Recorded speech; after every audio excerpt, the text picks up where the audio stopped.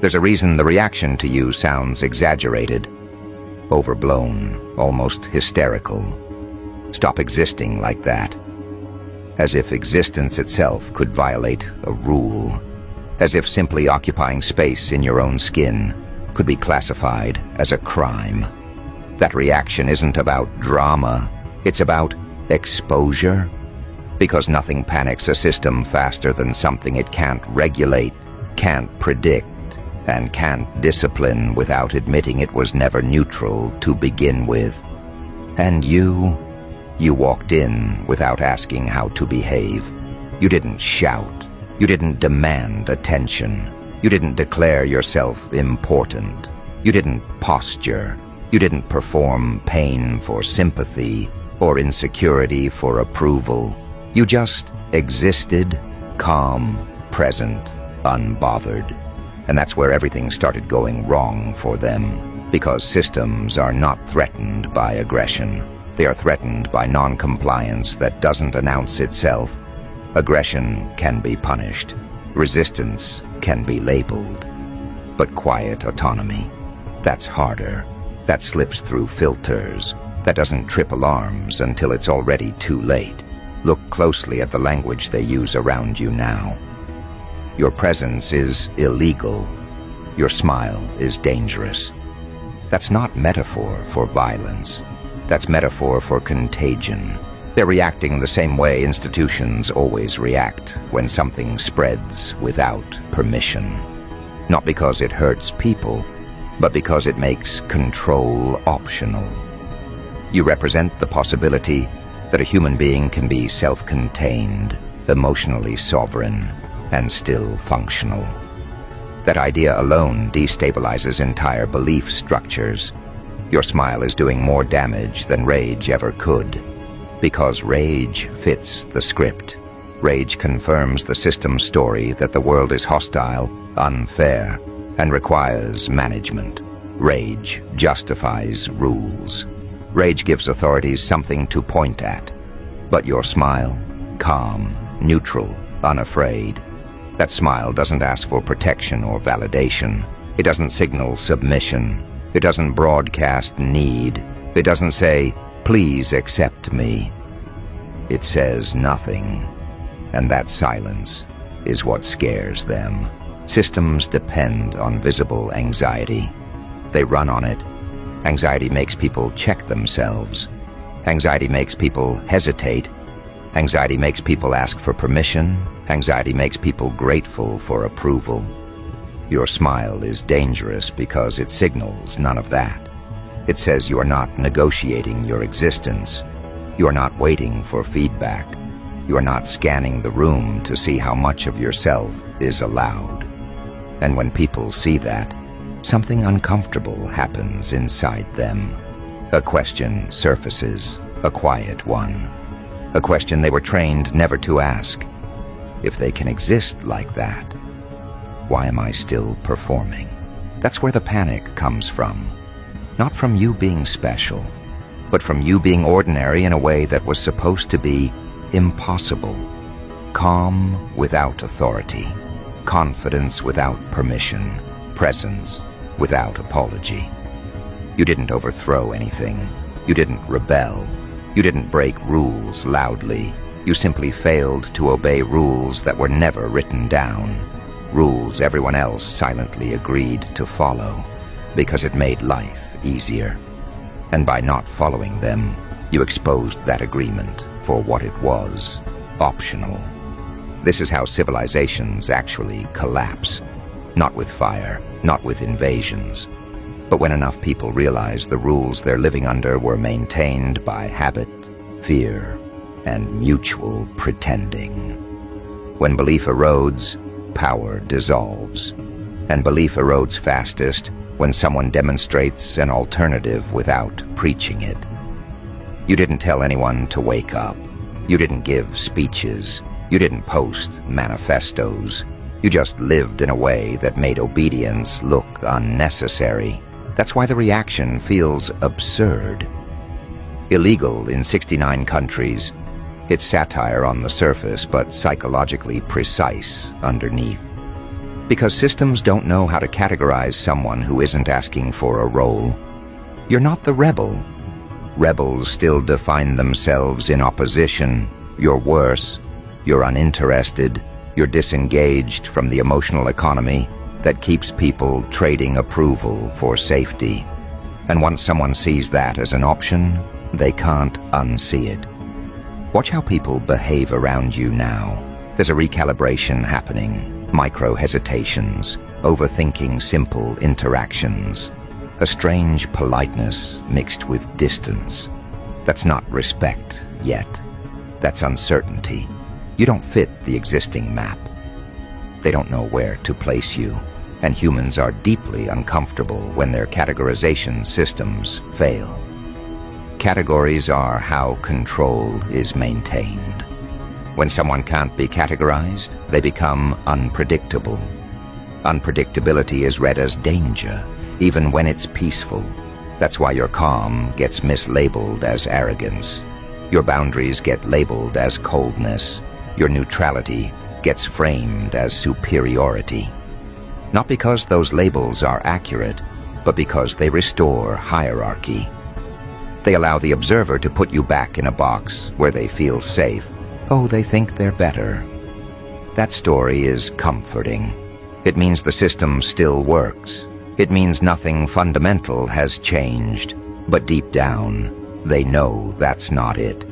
If it were arrogance, they'd recognize the pattern. Arrogance performs. You're not performing. Your presence is a problem because it doesn't feed the machine. You don't provide the expected emotional signals. You don't over-explain. You don't self-deprecate to make others comfortable. You don't rush to reassure people that you're harmless. You don't flatten yourself to fit the room. You let the room adjust instead. And most rooms were never built for that. They were built to contain, not to adapt. Here's the part most people miss. You didn't choose this to make a statement. This wasn't strategy. This wasn't rebellion. This was self-alignment. You stopped managing perception. You stopped performing relatability. You stopped diluting your reactions to keep social peace. You stopped editing yourself in real time. And when you do that, something shifts. Your nervous system exits negotiation mode. You stop broadcasting need. You stop signaling availability for control. That's when systems lose leverage. Because control requires hooks. Emotional hooks, guilt, fear, desire for approval, need for belonging. When those hooks aren't there, influence collapses. And influence collapsing feels like danger to people who benefited from it. That's why the language escalates. Public safety hazard. Civilization collapse. These aren't accusations. They're defensive fantasies.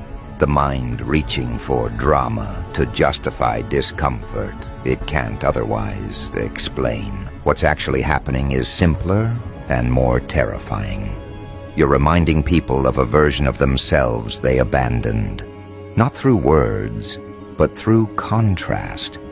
They see you existing without the constant background hum of self-monitoring, and it irritates them. Not because you're wrong, but because you're right in a way that costs something. To live like you do would require them to drop excuses, confront fears, and dismantle identities built around compliance. That's expensive, psychologically expensive. So instead they label you as the problem. This is why your smile is treated like a hazard, because it communicates that you're okay without the things they rely on, without validation, without reassurance, without permission. And once that possibility enters a collective space, it spreads, not through persuasion, but through observation. Someone watches you. They notice you're not anxious, not apologetic, not shrinking. And a thought forms. What if I didn't either? That thought alone is enough to destabilize years of conditioning. You're not collapsing civilizations. You're collapsing illusions of necessity. The illusion that people must be small to be safe. The illusion that calm must be earned. The illusion that confidence must be justified. The illusion that existence requires approval.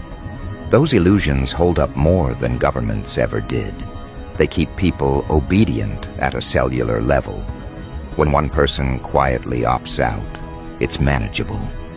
When others notice, it becomes a problem.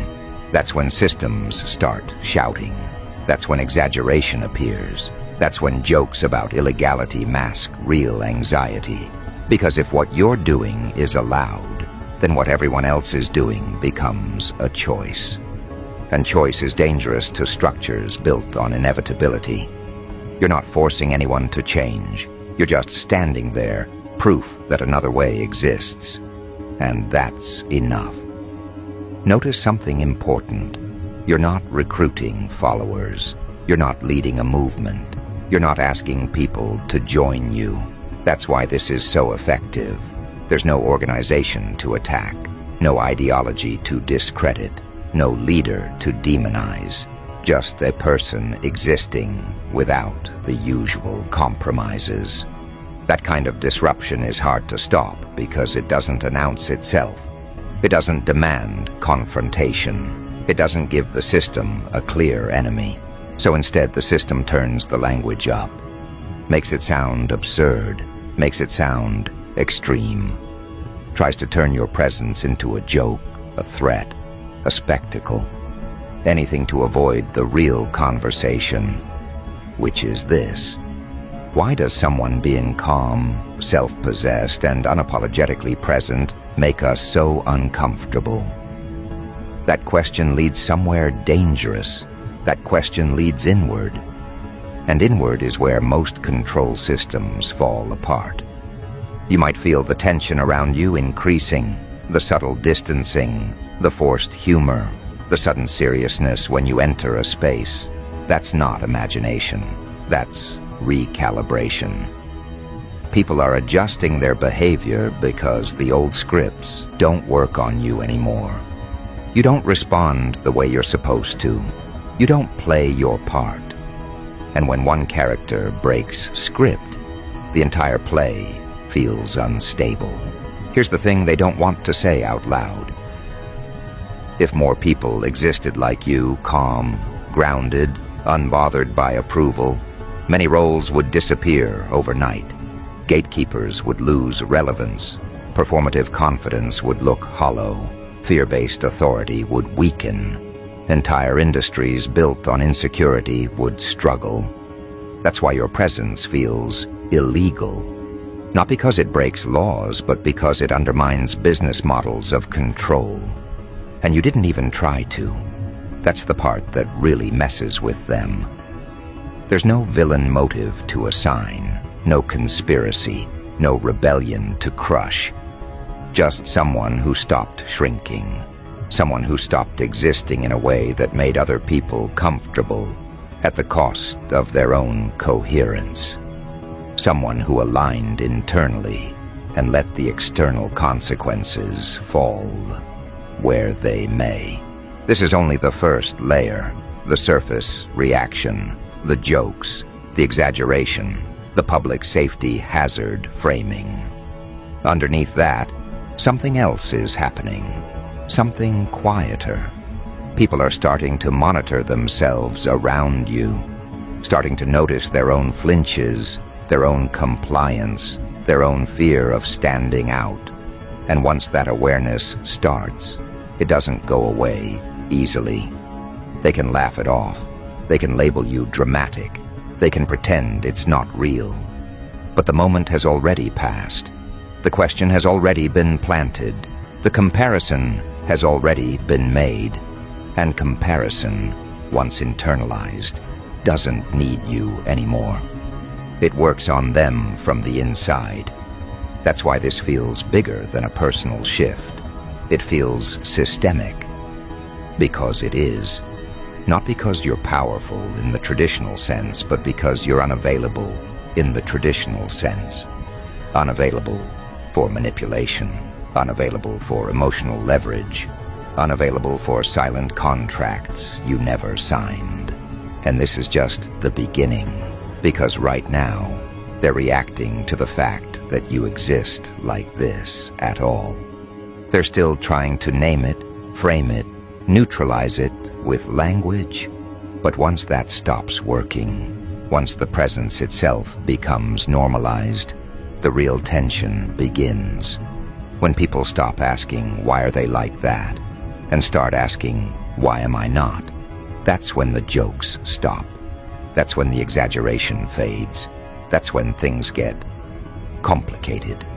Because once your presence stops being treated like a novelty and starts being treated like a variable, the system has a different problem on its hands, a deeper one. Humor is a distancing tactic. Exaggeration is denial with glitter on it. But normalization is dangerous.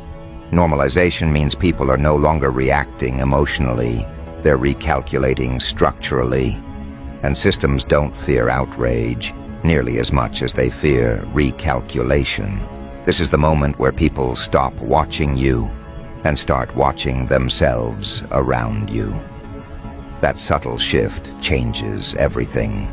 They begin to notice how tense they are when they enter rooms, how often they soften their opinions before speaking, how quickly they apologize for existing too loudly, too confidently, too honestly. They notice how much of their behavior is performative, how much of it is a negotiation for safety. And they notice, with growing discomfort, that you're not doing any of that. That's when your existence stops being funny and starts being instructional.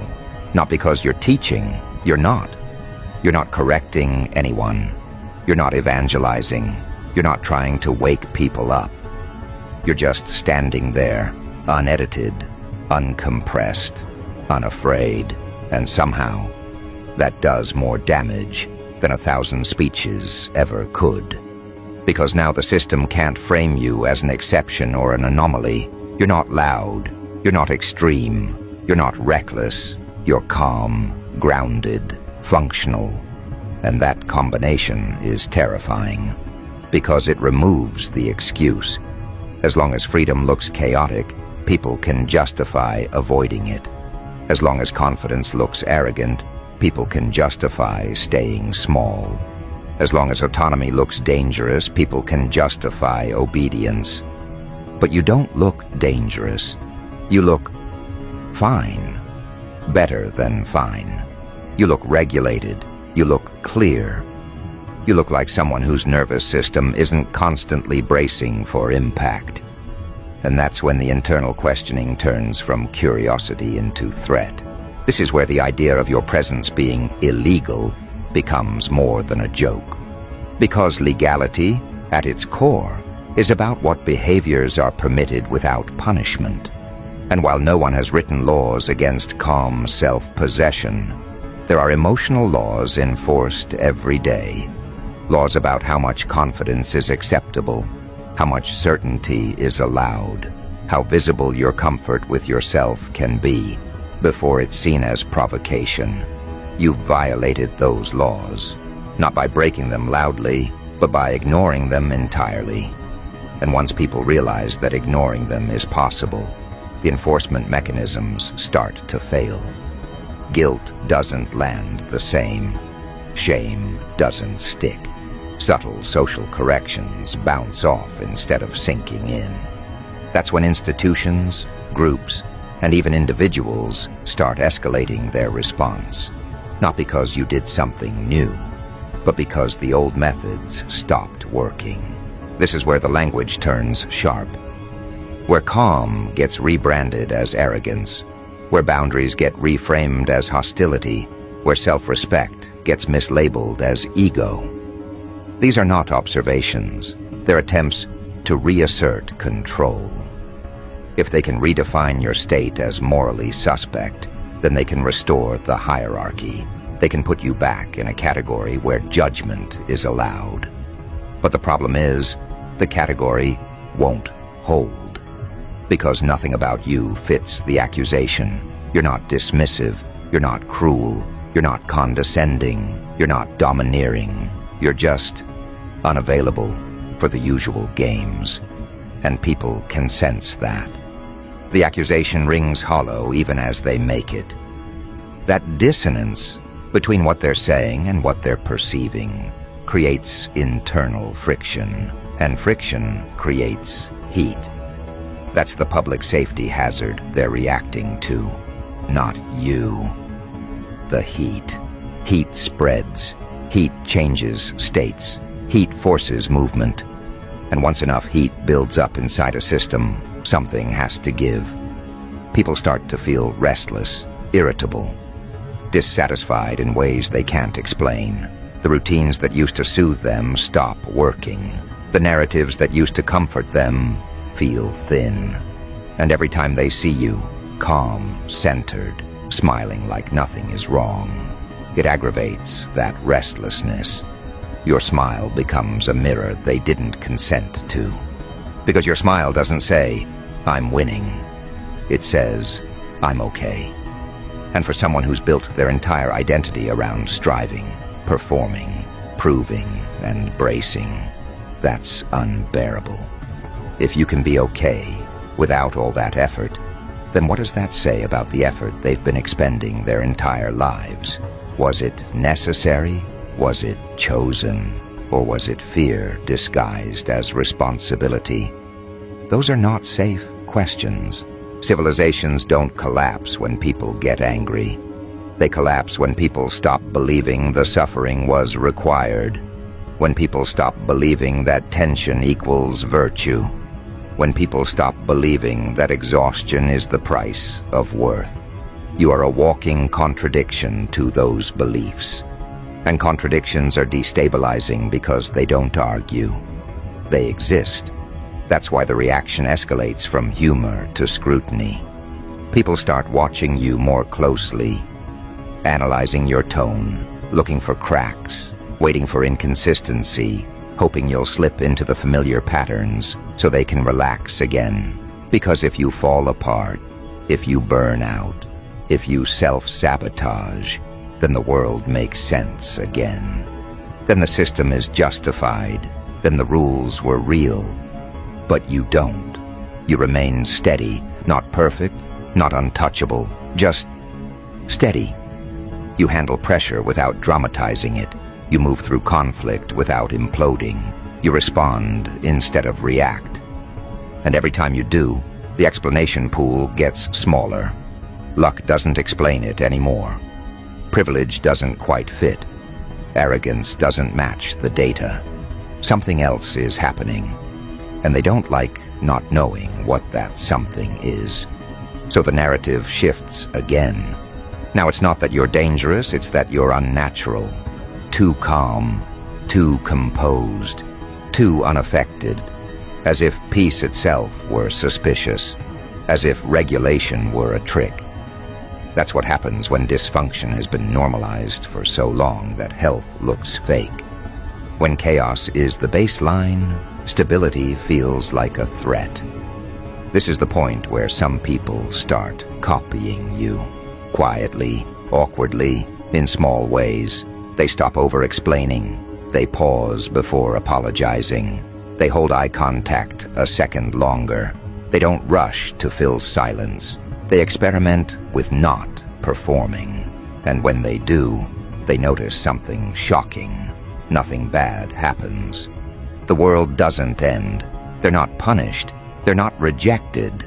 The fear they'd been carrying around as fact starts to look more like conditioning. That's when contagion becomes real. Not because you told them to change, but because your existence gave them permission to test the rules. And once people test rules and survive, belief erodes quickly.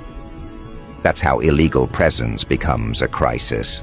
Not because of what you do, but because of what others start doing after being exposed to you. You become a reference point. Not a leader, not an icon, a reference point. A living data set that says, this is possible. And possibility is disruptive. Possibility makes people restless in systems designed to keep them settled. Possibility makes obedience feel like a choice rather than a duty. And once duty turns into choice, authority has to work harder to justify itself. That's when you start noticing pushback that doesn't make sense on the surface. Overreactions, misinterpretations, people reading tone where there is none, assigning intent you never had. That's not about you. That's about containment. When systems feel threatened, they try to isolate the variable, turn it into a problem, a personality issue, a character flaw, anything that keeps it from spreading. But you're hard to isolate because you're not doing anything abnormal. You show up. You speak when you have something to say. You stay quiet when you don't. You don't overextend. You don't collapse under pressure. You don't beg for inclusion. You don't chase validation. And the more mundane your behavior is, the harder it is to frame you as dangerous, even though the effect you're having is anything but mundane. This is where the phrase, single-handedly collapsing civilizations, stops being hyperbole and starts being a diagnosis. Because civilizations at their core are shared agreements about reality, about what's normal, about what's acceptable, about what's required. And when those agreements are challenged by lived example rather than ideology, they weaken fast. You're not offering an alternative belief system, you're offering an alternative state of being. And states of being are harder to argue with. People can debate ideas, they can attack theories, they can ridicule philosophies, but they can't easily debate someone's regulated nervous system. They can't easily argue with someone who isn't flinching. They can't easily dismiss someone who isn't trying to win. That's why the tension around you feels strange, unnamed, diffuse, like something is wrong but no one can point to the cause. That's the hallmark of structural disruption. You may feel it too. The sense that interactions have more weight now, that conversations linger longer, that people are more careful with their words around you. Not because you're intimidating, but because they feel observed. Not by you, but by themselves. Your presence amplifies self-awareness, and self-awareness is uncomfortable in cultures built on distraction. This is also where the loneliness can creep in, because as you become harder to categorize, you become harder to relate to. Not because you've changed personalities, but because you've exited the shared performance.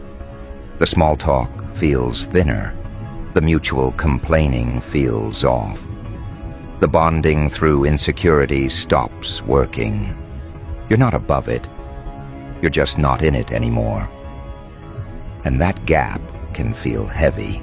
But understand this, the gap isn't between you and others. It's between states, between unconscious compliance and conscious choice. You didn't leave people behind. You stepped into a different mode of being. Some will follow, some will resist, some will pretend nothing happened. But the shift has already occurred. You can't unknow what you know now. You can't unfeel what regulation feels like. You can't unsee how much of the world runs on unexamined fear. That's why going back isn't really an option. You could perform again. You could soften. You could shrink. You could resume broadcasting the signals that keep everyone comfortable. But it would feel wrong in your body. Your nervous system wouldn't cooperate. You've tasted coherence. And coherence makes incoherence intolerable. Not morally, physiologically. Your system knows when it's lying now. This is the phase where your existence becomes quietly political, even if you want nothing to do with politics. Because politics, at its root, is about how people organize power, behavior, and legitimacy. And you're reorganizing those things just by being consistent with yourself. You're demonstrating that authority doesn't have to come from force, fear, or hierarchy. It can come from alignment. That's